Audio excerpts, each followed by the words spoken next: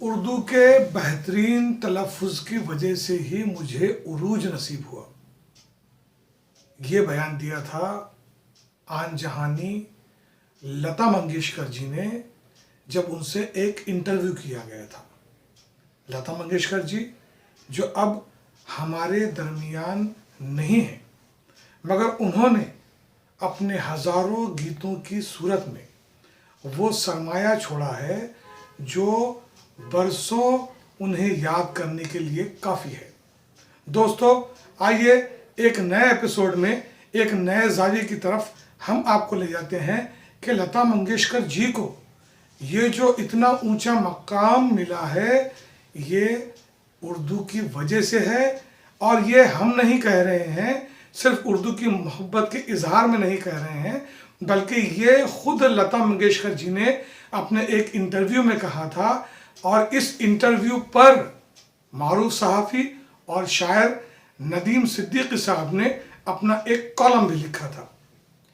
तो लता मंगेशकर जी ने अपने इंटरव्यू में न सिर्फ ये कि उर्दू की अहमियत की वजाहत की थी, बल्कि उन्होंने तज़किरा किया था उस्ताद ग़ुलाम अली साहब का, शहंशाह जज्बात दिलीप कुमार साहब का और मौसीक़ार आज़म नौशाद जी का, जिन्होंने लता मंगेशकर की आवाज़ की बेइंतहा तारीफ तो की थी, लेकिन ये भी कहा था कि मराठी लबो लहजे की वजह से वो मकाम लता जी को नहीं मिल पा रहा है जिसकी वो मुस्तहक हैं, और इसीलिए उन्होंने कहा था कि अपना उर्दू तलफ़ुज़ दुरुस्त कीजिए।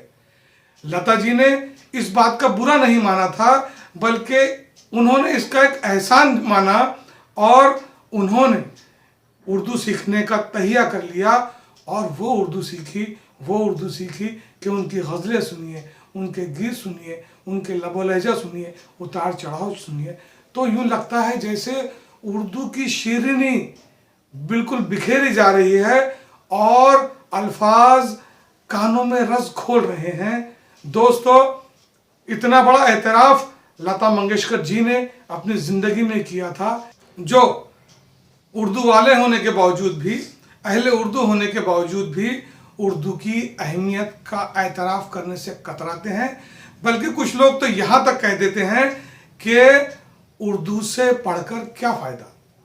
उनके लिए ये एक बहुत बेहतरीन मिसाल है कि देखिए, पूरा मुल्क सोगवार है, पूरा मुल्क गमगीन है, पूरा मुल्क ही नहीं बल्कि लता दीदी के निधन पर, उनके इंतकाल पर पूरी दुनिया मग़मूम है।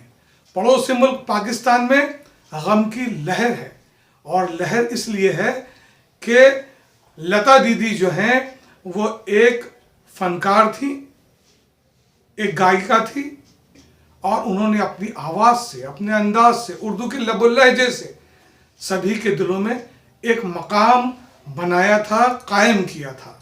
अब आइए, हमारे अपने उर्दू स्कूलों से हम इस सिलसिले को जोड़ते हैं जहाँ उर्दू मीडियम से तालीम दी जाती है। हमारे कितने असातिज़ा ऐसे हैं जो उर्दू का बेहतरीन तलफ़ुज़ बोलते हैं या बोलने की कोशिश करते हैं।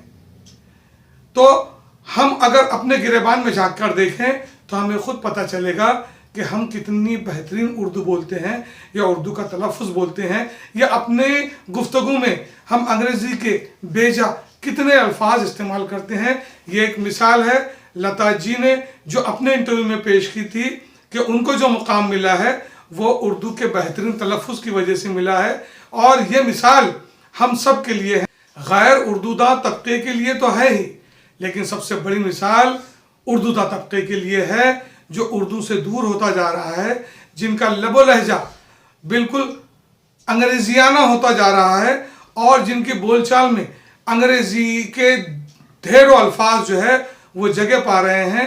उनके लिए ये मिसाल बहुत अहम है कि उर्दू कोई हमारे घर की बांदी नहीं है, बल्कि उर्दू एक आम सी ज़ुबान भी नहीं है, बल्कि उर्दू तो वो ज़ुबान है जिसका जादू सर चढ़कर बोलता है।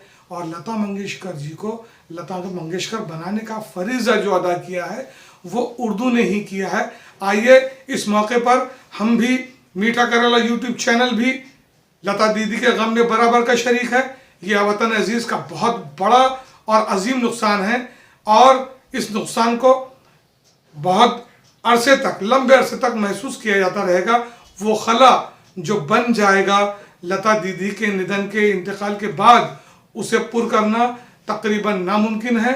हम इस गम में बराबर के शरीक हैं और हम उर्दू वालों को इस मौके पर ये दावत देते हैं कि लता जी के उस इंटरव्यू को ज़रूर सुने और उस पैगाम को अपने अंदर जज्ब करें और अपने मुआशरे में, अपने समाज में, क्लास रूम में बच्चों से बेहतरीन उर्दू में गुफ्तगू की कोशिश कीजिए। और जब हम ये करेंगे तो एक बेहतरीन उर्दू मुआशरा तश्कील पाएगा और उर्दू की तरक्की होगी, उर्दू की तरवीज होगी और उर्दू ज़बान फिर निखर जाएगी, संवर जाएगी। हम एक मरतबा फिर आन जहानी लता दीदी को खराज अकीदत पेश करते हैं। ये एपिसोड आपको कैसे लगा कमेंट सेक्शन में हमें ज़रूर बताएं। शुक्रिया।